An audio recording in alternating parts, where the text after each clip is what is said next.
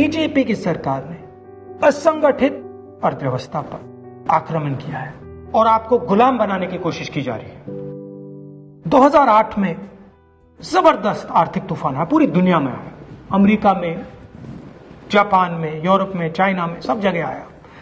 America के bank गिर गए, कंपनियां बंद हो गई, एक के बाद एक कंपनी की लाइन लग गई, बंद हो गई। यूरोप के बैंक गिरे, मगर हिंदुस्तान को कुछ नहीं हुआ। यूपीए की सरकार थी, प्रधानमंत्री जी के पास गया और मैंने उनसे पूछा, मनमोहन सिंह जी बताइए, पूरी दुनिया में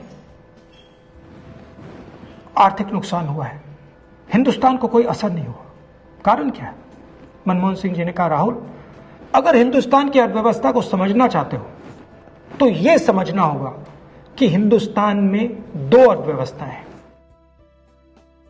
पहली असंगठित अर्थव्यवस्था और दूसरी संगठित अर्थव्यवस्था।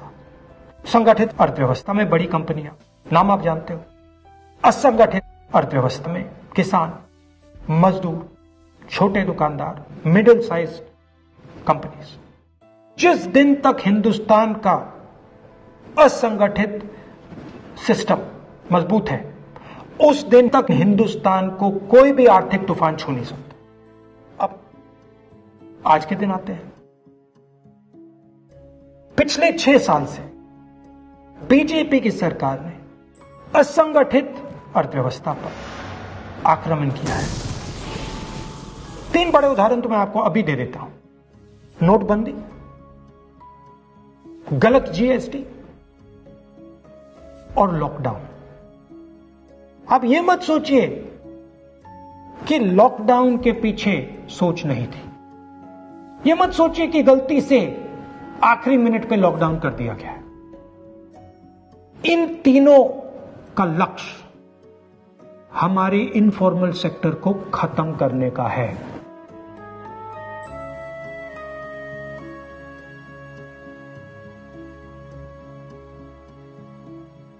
प्रधानमंत्री जी को अगर सरकार चलानी है, मीडिया की जरूरत है, मार्केटिंग की जरूरत है। मीडिया और मार्केटिंग 15-20 लोग करते हैं। इनफॉर्मल सेक्टर में पैसा है, लाखों करोड़ रुपए, जिसको ये लोग छू नहीं सकते।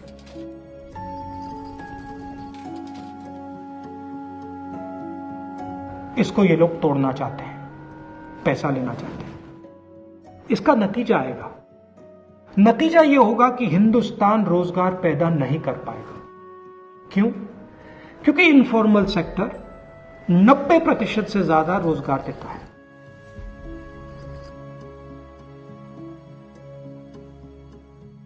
जिस दिन इनफॉर्मल सेक्टर खत्म हो गया, नष्ट हो गया, उस दिन हिंदुस्तान रोजगार पैदा नहीं कर पाएगा।